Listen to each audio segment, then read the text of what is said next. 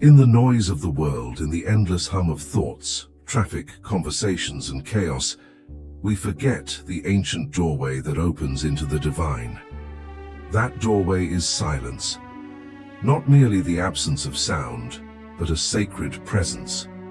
A space so profound that the soul begins to speak, and the voice of God becomes audible, not to the ears, but to the heart.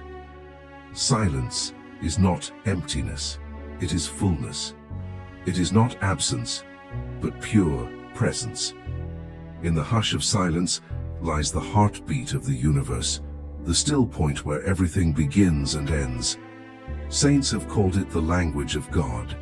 Mystics have described it as the womb of creation. In silence, there are no arguments, no beliefs, no religions, only truth. Pure, raw, unchanging. But why is it so difficult to embrace silence? Why do we run from it, distract ourselves, fill every waking moment with movement and noise? Because in silence, our ego cannot hide. It is exposed. All our fears, wounds, and illusions rise to the surface. The outer world fades, and the inner world confronts us. And yet, in that confrontation lies liberation. The truth is simple. God does not speak in chaos. He does not raise his voice over our noise, he whispers.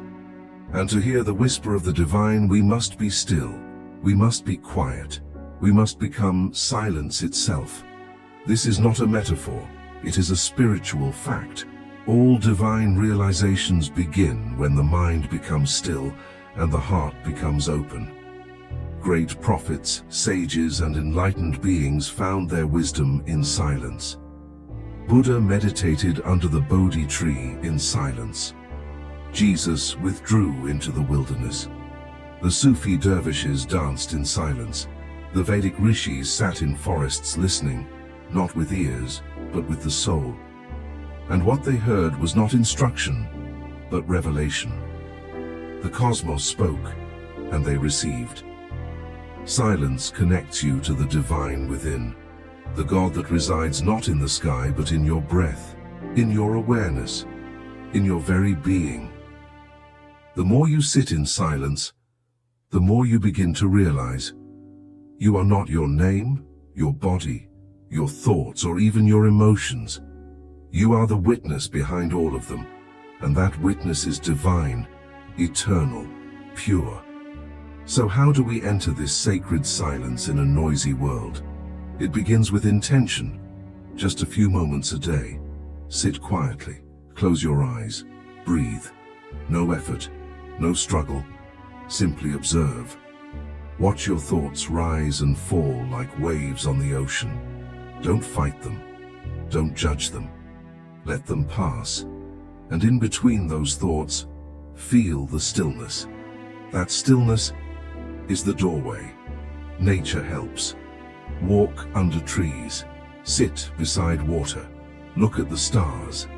These ancient companions of humanity carry the vibration of silence. Wake up early, in the sacred hours before sunrise.